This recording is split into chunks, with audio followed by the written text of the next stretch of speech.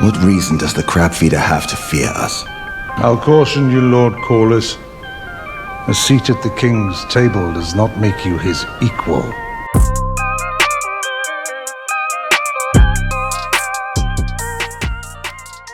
Welcome to the Dark Times channel. Please be sure to go ahead and hit that subscribe button and hit that like button for me as well. And so lately, I've been posting a lot of content that I normally have not posted in the past in regards to some of my sports content that I've been posting in regards to Kyrie Irving. And I just want to let everybody know that, this channel is not just a sports channel. It's so much more than that. And so I hope you enjoy some of the variety in my content. And if you do, that's always a good thing. And if you don't, so be it. We definitely don't have to watch and like everything.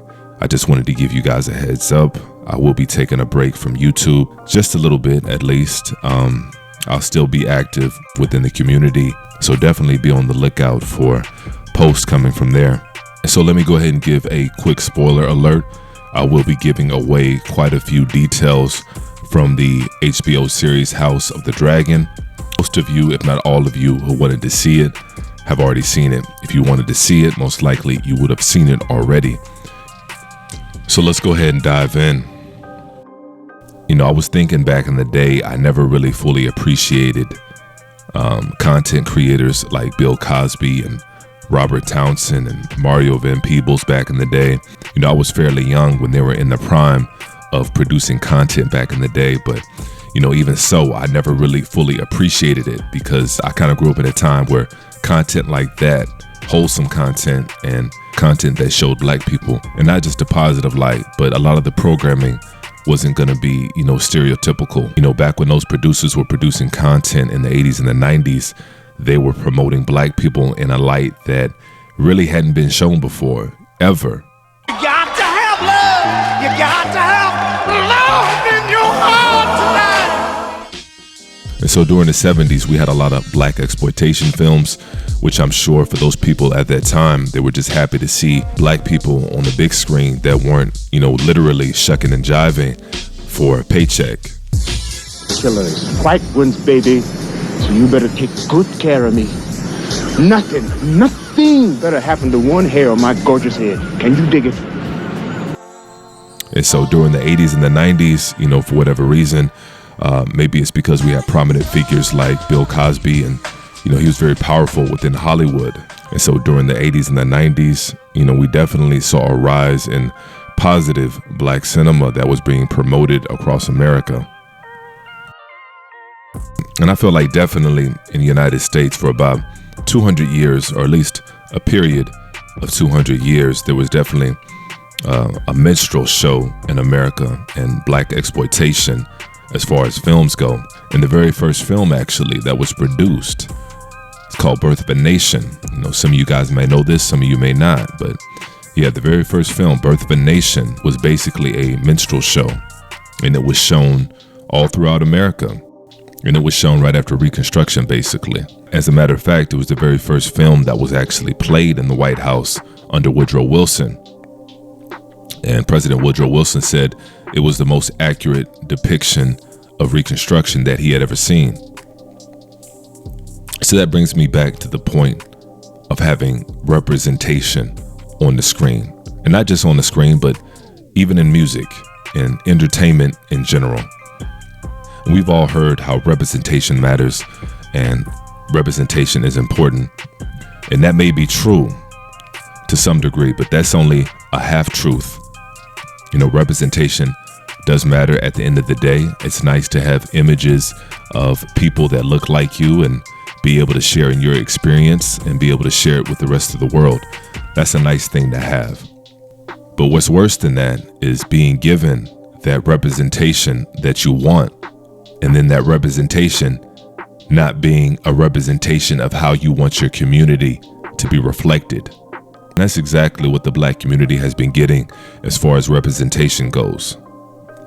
And one of the things that people really need to understand and overstand and understand is that cinema and music matter more than you think they do. Entertainment matters more than you think it does.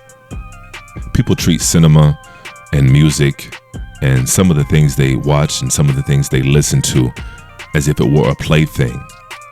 And that couldn't be further from the truth, and it couldn't be further than what you're actually dealing with. Movies and music are used to create your reality, and they're used to create your social norms. And so that brings me to The House of the Dragon. Like I said, I really like and I really enjoy good cinematography. I enjoy good storylines, plots, scripts. I enjoy the soundtracks and, the film scores. I like all that stuff when it comes to cinema. So it's something I learned a long time ago, and I'm still learning, is to not watch things and not listen to things just because. Not just because it sounds good or just because it looks good. If I'm going to give my time watching or listening to something, I'm going to try to gain something from it. Instead of just letting it get into me, I'm going to get into it. Meaning I'm going to listen and I'm going to watch beyond the surface to see what's really going on and to see what's really in there and in these messages that they're giving to us. And a lot of times it's getting into your subconscious without you even thinking about it.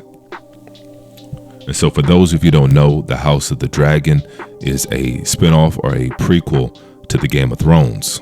And so for those of you who have seen Game of Thrones, you'll remember that that show had about 2 or 3 black characters. One of the black characters was a warrior. He was a black male that had his male parts removed. And then the other was a black female who was a slave, and then she was later elevated into a handmaid. And so Game of Thrones, even in its first season, it really wasn't going out of the way to hide some of their foolery that they like to do within Hollywood. And so when I watch the movies and it's a predominantly all-white cast, I almost prefer that, the majority of the cast just be all white. Because usually when they throw a black face in there, there's definitely going to be, at the very least, some degeneracy going on there. And so that's why I prefer that the cast just be all white, because at the end of the day, I can use my imagination and replace those characters with whoever I see fit in my mind. And so The House of the Dragon, to my surprise, had a multitude of black characters in this first season. And so I kind of knew what time it was when I saw so many different black characters. But I definitely did not expect the imagery and some of the programming to be on this level. If you look at a lot of the different movies and television shows that are coming out right now, it seems like they're kind of upping the ante when it comes to some of the programming. And they're making no bones about it. They're putting it right in your face. And there's really not a whole lot you can do about it, other than just not watch, which a lot of us are choosing to do. And so one of the characters in the show is Lord Corlys Velaryon. And this character, of course, is somebody that is married to a white woman. And I've already told you guys how I felt about that. People get married and people make decisions based on what they want to do, and that's fine. But it's almost in every single show and every single commercial we see on television, it's getting harder and harder to find a non-degenerate black couple on the big screen now, or even on a commercial now. 9 times out of 10, they're going to be a interracial couple. And like I said, that's something that's not a representation of reality. So once again, they're giving you a reality that they're trying to create as we speak. And so Lord Corlys has a son that goes by the name Lenore Velaryon. And not only is Sir Lano Velaryon a member of the LGBT community, he's also going to be a degenerate. He's somebody that is going to be consumed with spending all of his time drinking and chasing young men. And Lord Corlys also has several daughters in this show. And he's going to be offering up his daughters to various white men throughout the show. And once again, that's sending a message to a lot of black fathers. And black fathers in particular who are in interracial relationships, subconsciously and subliminally is telling them that you're going to offer your daughter to a good white man. And I did a video not too long ago, and I talked about it before, and I entitled it Race for the Mulatto. And so people within the dominant society know that there's a good amount of interracial couples right now. And as a result, there's a lot of biracial children. And so right now, a lot of the messaging, a lot of the programming, and a lot of the imagery are going to be targeted towards those biracial children. And so right now, if you look at a lot of the shows and a lot of the movies, everything's black, black, black.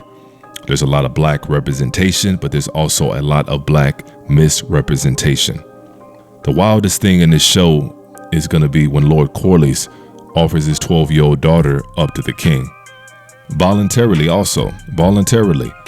It's not like he was forced to do so. Nobody even asked him to do so. By his own volition, Lord Corlys is going to offer up his 12-year-old daughter to the king. And now it's also getting into all kind of deviant behaviors. And I'm not going to spell it out because I swear my channel gets flagged and dinged for almost any little thing. Just know that it's getting into, deviant behavior. But then on the other hand, almost all of the white characters are going to have some redeeming qualities about them and likable qualities and relatable qualities to the majority of the population about them. Most of the white males in this show are going to be the epitome of masculinity. At least all of the main characters in this show are going to be the epitome of masculinity.